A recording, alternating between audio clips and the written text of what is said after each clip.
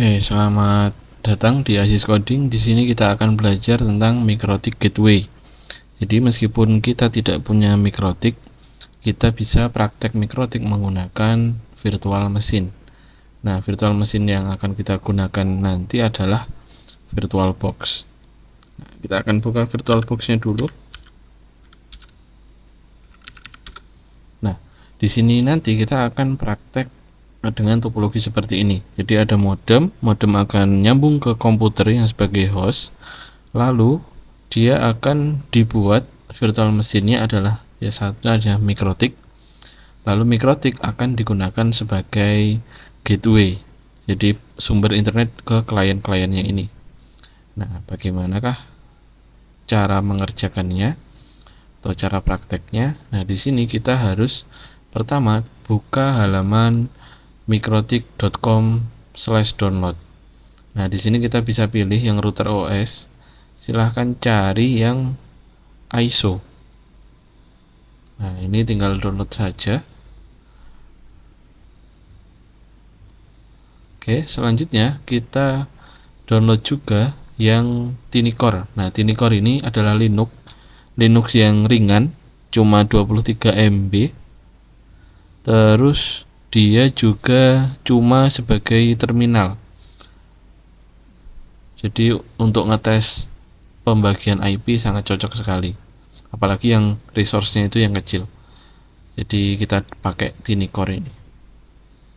Oke, kita tunggu sampai selesai downloadnya. Nah, kalau ada seperti ini, silahkan di keep saja. Dan kalau misalkan masih belum bisa, silahkan matikan antivirusnya. Biasanya Avast atau antivirus lainnya bisa menghapus.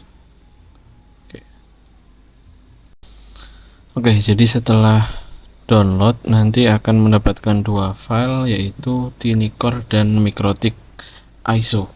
Nah, dua file ini yang nantinya kita akan gunakan untuk praktek mikrotik di VirtualBox. Bentar, di mana? Nah, ya, praktek topologi ini. Nah, sekarang kita akan install kedua ISO tersebut ke virtual machine kita. Nah, kita new. Di sini kita namain aja mikrotik GW atau gateway ya. Nah, foldernya silahkan disesuaikan aja. Saya pakai default. Lalu kita cari ISO image-nya. Nah, kita bisa cari tadi kita install mikrotiknya dulu.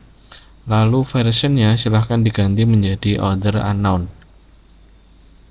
Selanjutnya langsung aja di finish. Pastikan ini skip untended-nya dihilangkan checklistnya ya. Finish saja.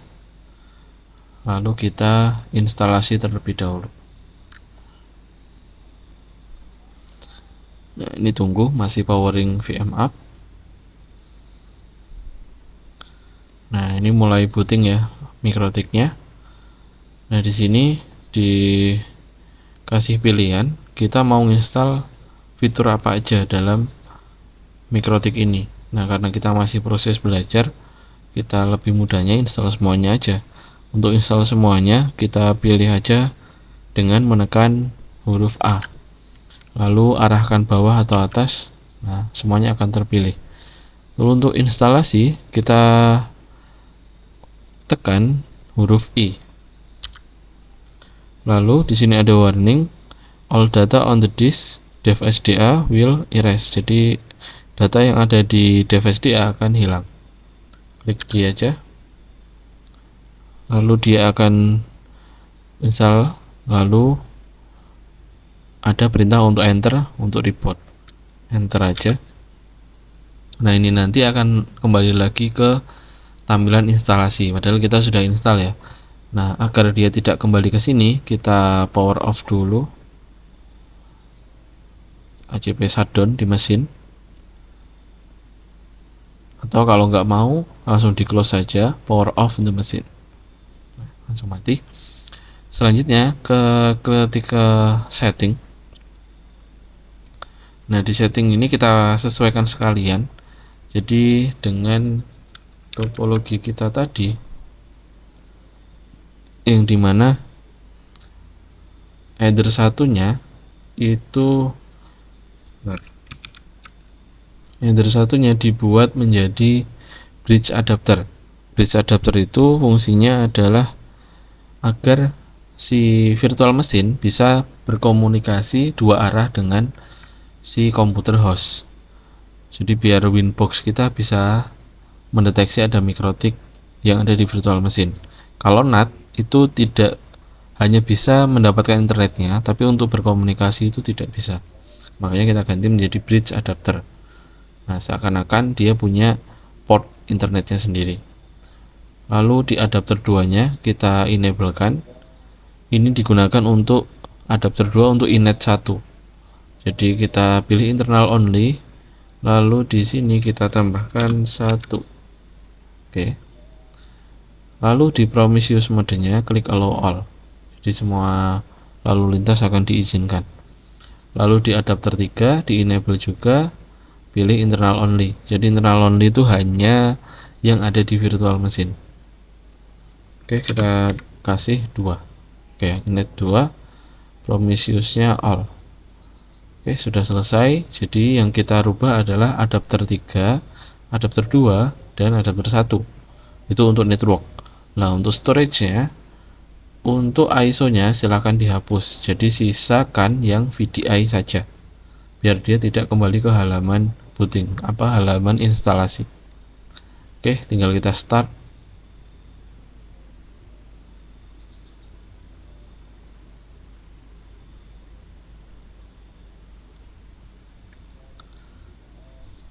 Oke, nah ini abaikan aja. Yang penting dia sudah bisa berhasil ke halaman login.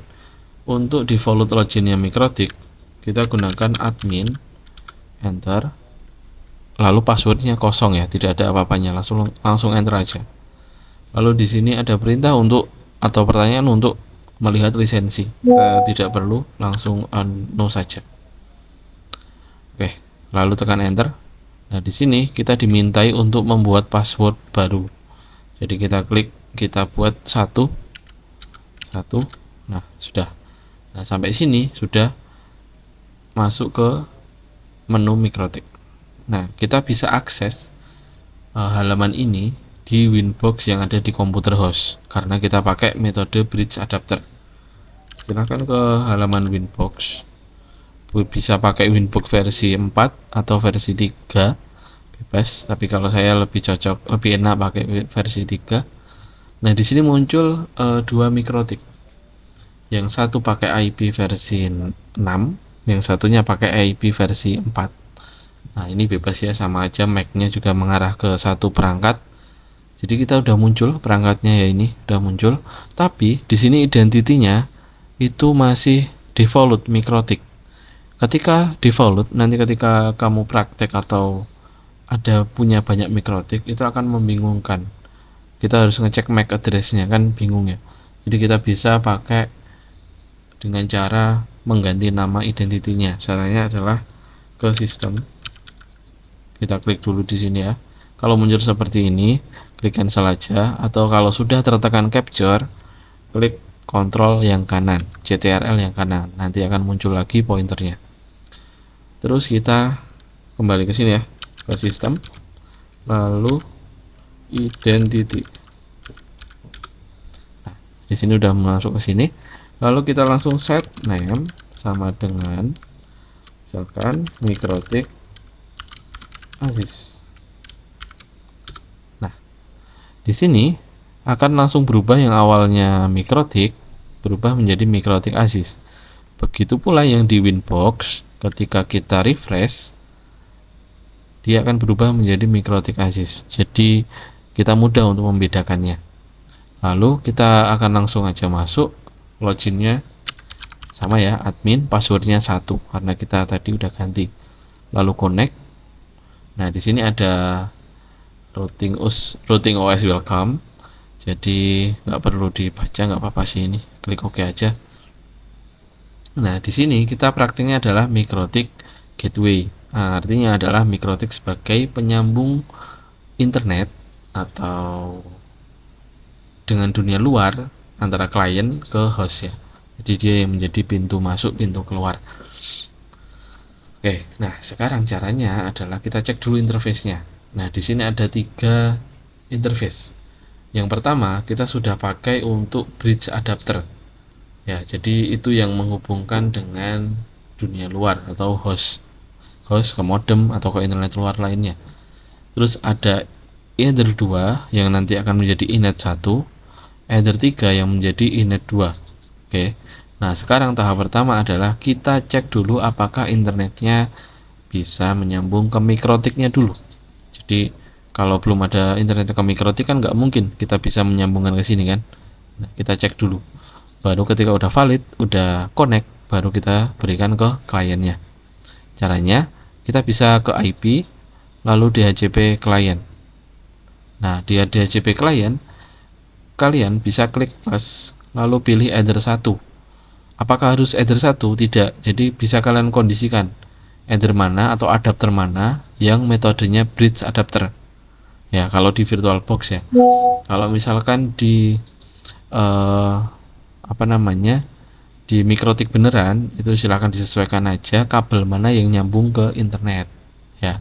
Oke, klik apply, lalu ini di use peer DNS, use peer NTP, add default route. Untuk pertama kita yes aja. Apply, oke. Nah, kalau statusnya udah bound, artinya dia sudah bisa untuk internet. Kita cek ke terminal. Silahkan dicari terminal. Ini terminal. Sini kita ping google.com. Nah, tandanya kalau dia udah ada respon time-nya, ini sudah berhasil terhubung ke internet. Oke, berapa IP-nya? IP-nya dapat 104.0.104 dan IP di Windows saya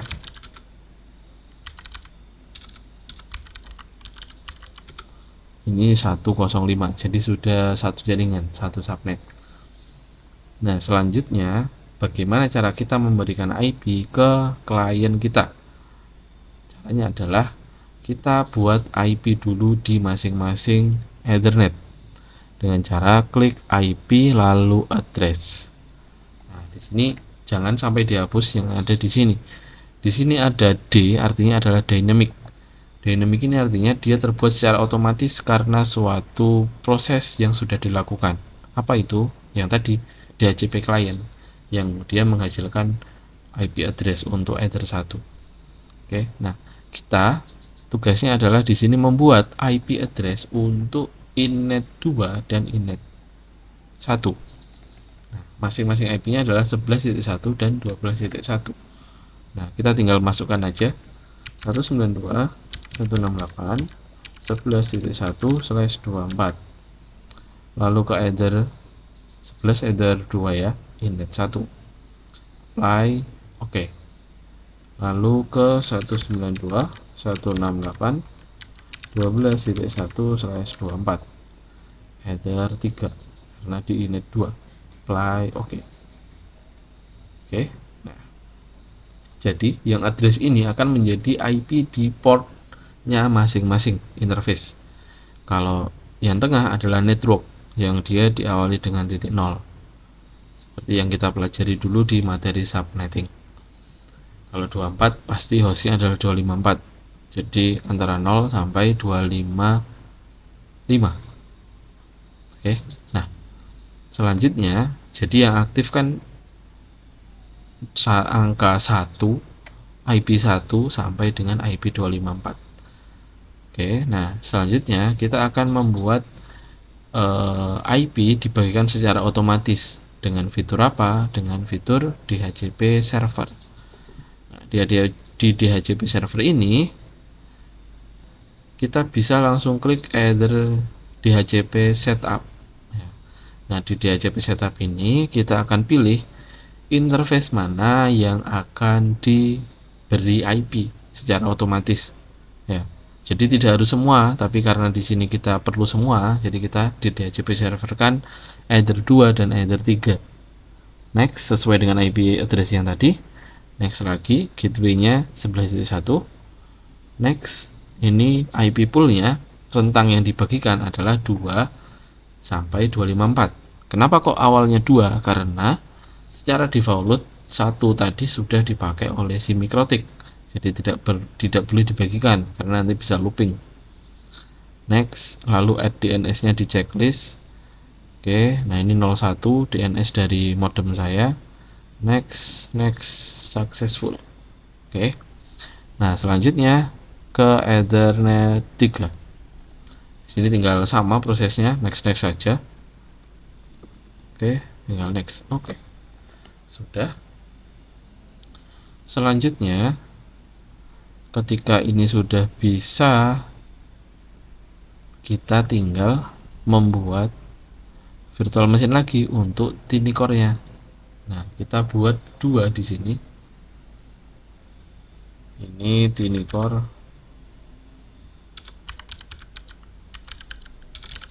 1. ISO-nya kita pilih yang tadi ya, yang di download Tinicore. Nanti dia akan mendeteksi sendiri bahwa dia adalah Linux sesuai dengan namanya, dia akan mendeteksi sendiri. Nah, kita klik finish Tinicore 1-nya. Oke. Terus kita tambah lagi untuk Tinicore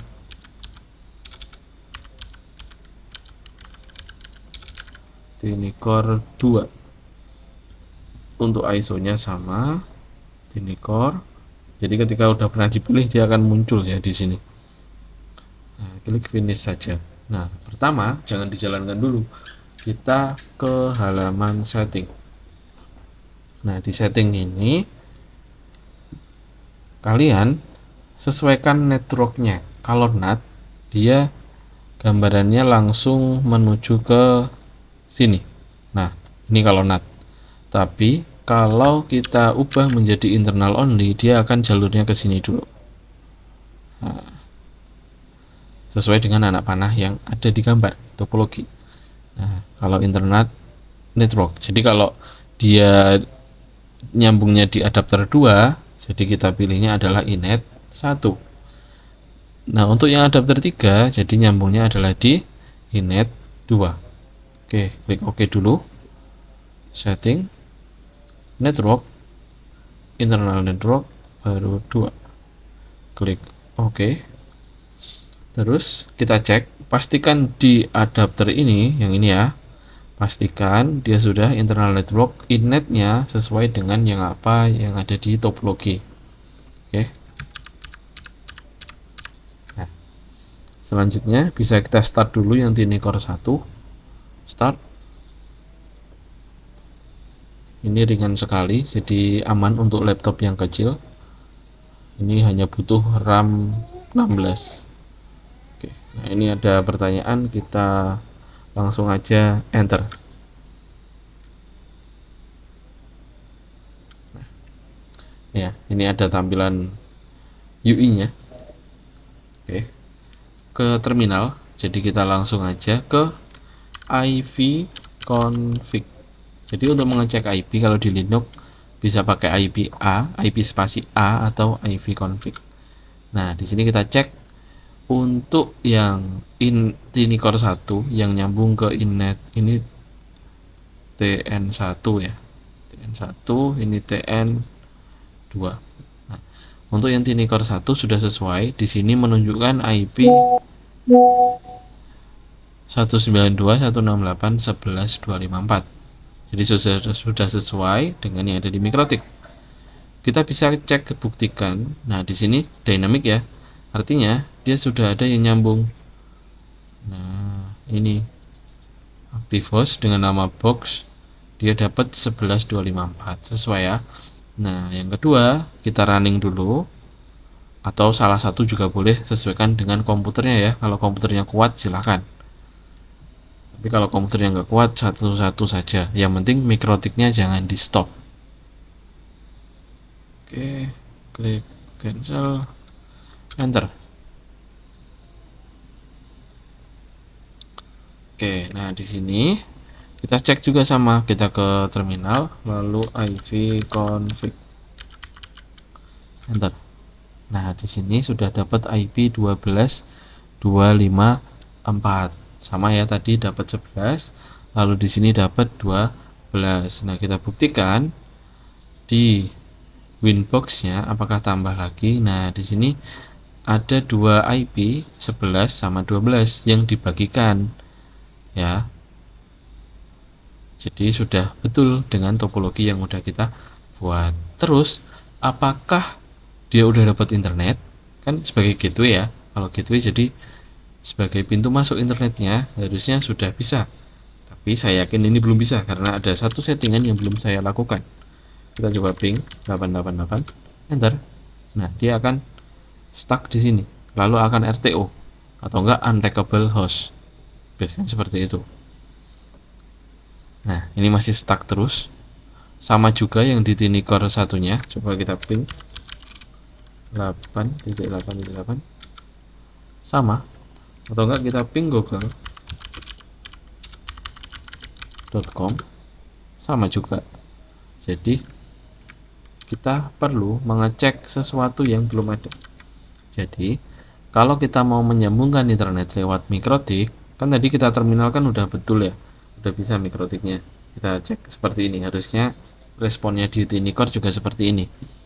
Jadi yang kurang adalah IP, firewall, NAT, lalu plus.